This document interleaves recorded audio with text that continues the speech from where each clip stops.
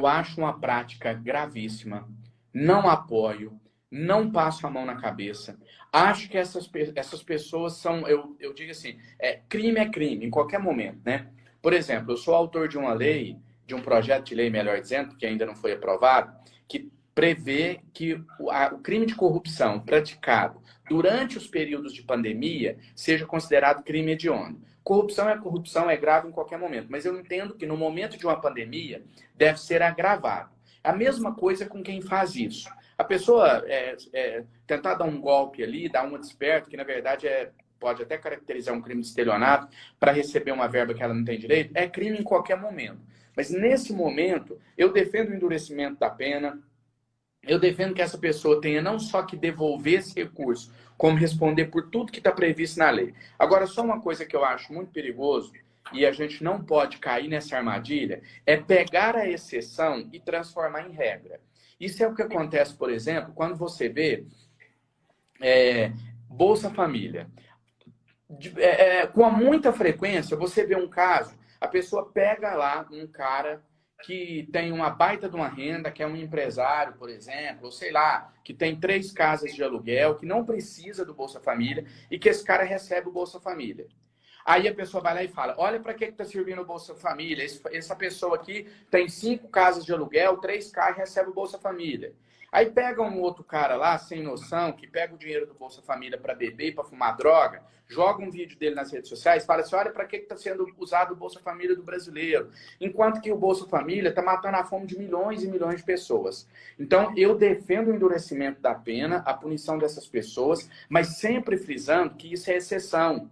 E eu digo isso porque eu vi muitas pessoas querendo dizer o seguinte, todo mundo que está recebendo o auxílio é que não precisa. O auxílio só está sendo pago a quem não precisa. O auxílio está sendo pago para gente rica, enquanto os pobres estão todos ficando sem. Isso, além de ser muito perigoso, isso é uma covardia com aquela pessoa que é pobre, que precisa, que estava passando fome e que o auxílio matou a fome dela. Porque você está dizendo, quando você fala que só está recebendo quem não precisa, você está dizendo que a grande maioria não precisa. Isso não é verdade. A grande maioria das pessoas que estão recebendo o auxílio emergencial são pessoas que precisam, que estão usando esse dinheiro para comer. Ponto. Os erros, as exceções, os malandros, os bandidos, eles têm que ser punidos com muito rigor. Mas a gente não pode cair na armadilha de tentar transformar isso em regra. Eu recebo no meu WhatsApp, no meu Facebook principalmente, cada depoimento que é impossível não se emocionar.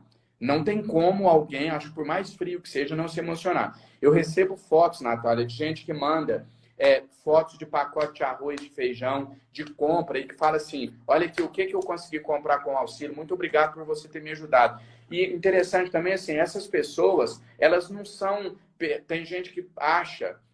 existe um dito popular, uma fala, né, que eu sempre discordo, que é o povo é bobo. Povo de quem acha que o povo é bobo. O coletivo, a população é extremamente inteligente, eles sabem o que está acontecendo. E quando eu vejo essas pessoas agradecerem, elas não acham que foi o governo ou que foi o André Janones que deu o auxílio, não. Elas sabem que aquilo é dinheiro dos impostos dela. Mas elas não deixam de agradecer o empenho em tentar ajudar, em tentar auxiliar, em devolver uma parte do dinheiro que elas pagam dos impostos dela em forma desse auxílio emergencial. Eu estou saindo um pouco aqui, devagando um pouco, por conta me lembrei dessas mensagens que eu recebi. Deixa eu voltar um pouco para o que eu estava dizendo, relacionado a essas pessoas que não deveriam estar recebendo e recebem. Então, é uma minoria, faz falta, mas foi só 100 mil pessoas num total de 150 milhões. Não deveria ter nenhuma, porque esse dinheiro vai fazer falta na hora de pagar para quem precisa. Mas, para finalizar minha resposta, o que eu quero dizer é o seguinte, a gente não pode colocar isso agora como regra, porque aí a gente trava de pagar para quem está precisando. Eu prefiro pagar o auxílio para 10 mil pessoas que não precisam do que deixar 100 mil que precisam de fora para não pagar para essas 10 mil. Então, eu acho assim, no risco, paga para todo mundo. E aí, a gente, para pegar esse dinheiro de volta dessas pessoas que não podiam ter recebido, nós vamos ter tempo, nós vamos ter uma CPI, nós vamos investigar, a polícia pode investigar. Agora, não é hora de focar nisso, na minha opinião. Senão, a gente começa a segurar demais e tira o direito de quem precisa. No pedido de CPI que eu coloquei, por exemplo, eu não quero investigar quem recebeu indevidamente. Eu quero investigar as pessoas que não receberam. Eu quero investigar as práticas da Caixa. Eu quero investigar por que tem milhões de pessoas que preenchem todos os benefícios e foi negado. Eu quero investigar por que quem candidatou a vereador e nunca foi eleito, pessoa extremamente simples, pobre, teve o auxílio negado falando que ela tem um mandato. É isso que eu quero investigar. Ah, mas tem que ter zelo com o dinheiro público, tem que também investigar quem recebeu indevidamente. Sim, mas não precisa ser agora, no meio de uma pandemia, desviar o foco. Vamos focar em pagar todo mundo. Passou a pandemia, acabou o coronavírus, agora a justiça vai atrás de pegar um por um dos que não podiam receber para que eles paguem nos termos da lei. Eu vejo um trabalho tendo destaque. Por fazer o óbvio, é sinal que o nosso país, infelizmente, está indo de mal a pior. Porque o que eu faço é algo tão óbvio, não existe nada de genial, de criativo. O que eu faço é simplesmente o seguinte: criticar o presidente e cobrar ele quando ele erra e reconhecer quando ele acerta. Só isso.